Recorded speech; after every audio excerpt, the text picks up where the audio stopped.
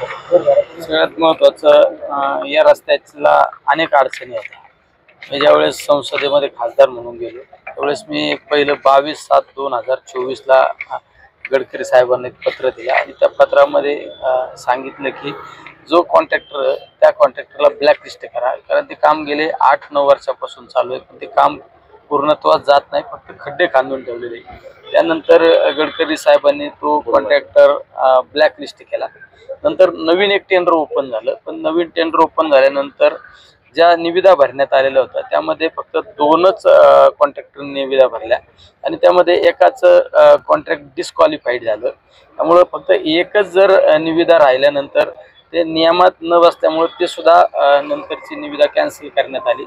परत तिसऱ्या वेळेस त्याची एक फ्रेश निविदा काढण्यात आली आणि त्यामध्ये एक कॉन्ट्रॅक्टरला काम मिळालं आणि ते काम एक चालू आहे.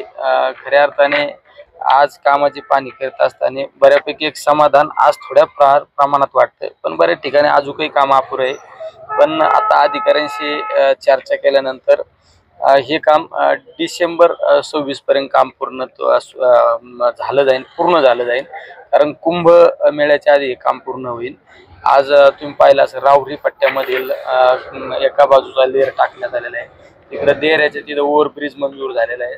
त्यामध्ये अधिकाऱ्यांचा सुद्धा महत्वाचा वाटा आहे. स्वामी नावाचे एक नवीन अधिकारी आपल्याकडं हजर झालेले आहेत गेले 2 महिन्यापासून. ते सुद्धा त्या कामाचा डेली टू डेली रिपोर्ट घेत असतात.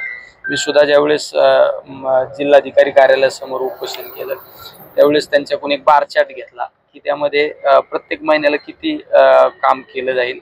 आमचे आदरणीय माजी राज्यमंत्री प्राजक्त दादांनी सुद्धा या रस्त्याच्या बाबत 4-5 वेळा आंदोलन केले, उपोषण केलं. त्यामुळे आज या कामाला एक थोड्याफार प्रमाणात यश आल्याचं पाहायला मिळत आहे. अनेक ठिकाणी रस्ता जो आहे वन वे करण्यात आलेला आहे, पण जो त्याच्यावरून ट्रॅफिक सुरू आहे तो मोटरेबल नाहीये. बऱ्याच ठिकाणी तिथं देखील खड्डे आहेत. आपण काही सूचना आता अधिकाऱ्यांना सूचना दिल्या. एका बाजूला वन साईड जी ट्रॅफिक चालू केली त्याचे पहिले खड्डे पूर्णपणे खड्डे बुजून काढा.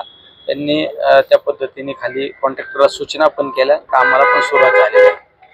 जो नगरवरून करमाळ्याला जाणारा महामार्ग राष्ट्रीय त्या रस्त्याला देखील आता नवीन रस्ता आहे, पण त्याला सुद्धा अनेक ठिकाणी खड्डे पडायला सुरुवात झाली. अनेक ठिकाणी खड्डे, त्याबाबत मी संबंधित विभागाला पत्र पण दिलं आणि त्या खड्डे बुजण्याचं सांगितलं. पण तुम्ही पाहिलं असेल बाजूला नगर ते संभाजीनगर रस्त्याची इतकी दुरावस्था आहे.